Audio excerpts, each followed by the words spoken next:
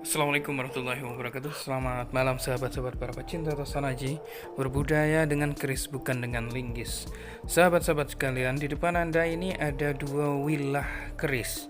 Yang satu terlihat begitu hitam legam daripada wilahnya, dari gestur wilahnya dan juga sisi konstruksinya, teman-teman. Namun di sebelah kanannya ini sama-sama berdapur Singobarong, namun lebih terlihat keabu-abuan begitu. Kenapa bisa demikian? Teman-teman sekalian, perlu diketahui jika nampak tampilan keris dengan gestur dan warna gradiasi seperti ini, maka saya akan mengatakan yang sebelah sini ini sudah diwarangi, begitu ya. Ini sudah melalui proses warangan, yang sebelah kanan ini belum diwarangi atau belum melalui proses serangkaian warangan. Jadi, yang sebelah kanan ini belum diwarangi sehingga tampilannya masih cukup keabu-abuan karena kemungkinan karat yang sudah menempel lalu diberi asam ya, diberi cairan asam seperti halnya air kelapa muda atau air jeruk nipis lalu direndam dan bentuknya akan kembali seperti ini, teman-teman. Namanya itu proses mutih, begitu ya. Karena saya dapatnya seperti ini, memang sudah kondisi seperti ini sudah mutih, teman-teman sekalian. Nah, saya akan menerangkan satu keris ini terlebih dahulu. Jadi keris ini bernama Dapur Singobarong 5 ya, yang bertangguh Majapahit. Sahabat-sahabat sekalian, mungkin Anda akan beranggapan, Mas, kalau keris semacam itu saya tidak kuat.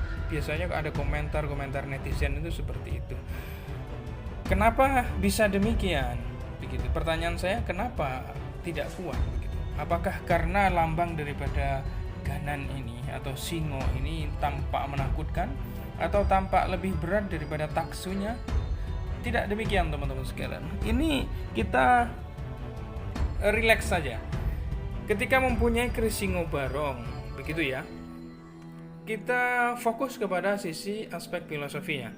Secara aspek filosofi dan historisnya, dulu Singobarong itu memang diperuntukkan untuk orang-orang yang pemangku jabatan tinggi, seperti halnya raja, para bangsawan, para pangreh projo, dan juga para menteri-menteri kerajaan di zaman dulu. Karena memang sosok daripada Singo ini ateges ya, mempunyai kewibawaan, mempunyai junjung derajat yang tinggi serta lambang daripada ketegasan, kewibawaan dan kebijaksanaan.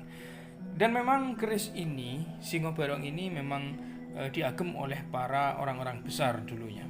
Jadi akan tetapi tidak harus kita sebagai orang awam, sebagai orang rakyat biasa itu tidak lalu dia takut untuk mengagem seperti ini, tidak.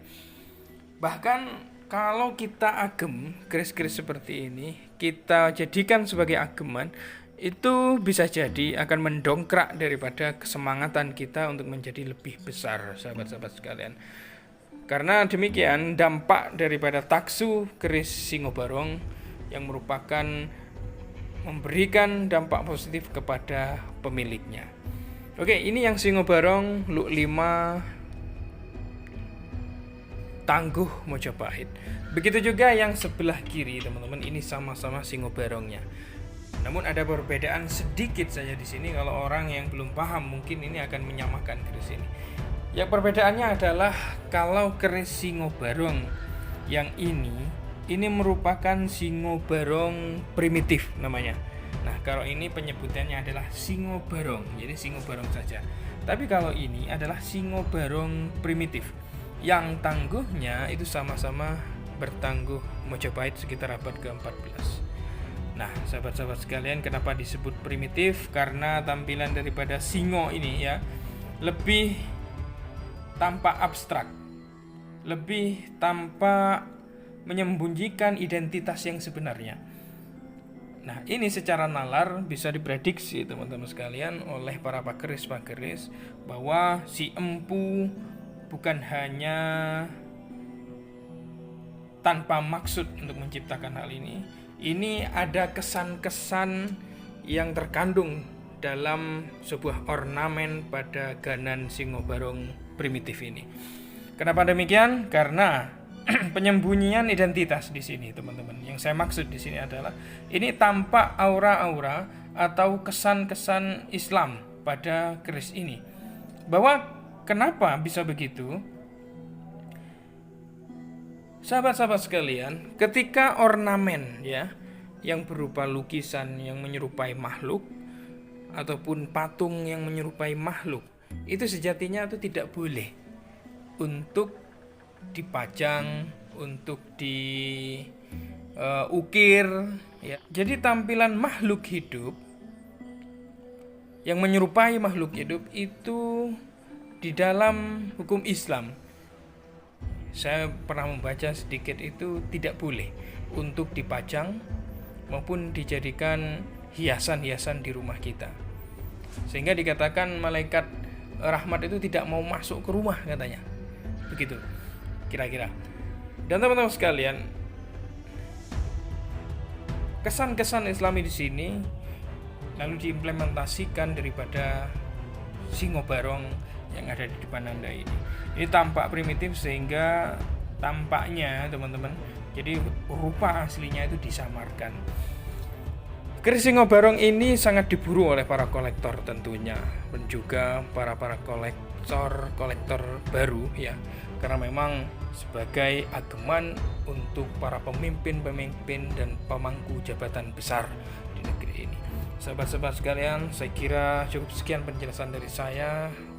Dan ini singo barong ini ya dilarang mendahului sesama singo barong nih teman-teman. Ada dua.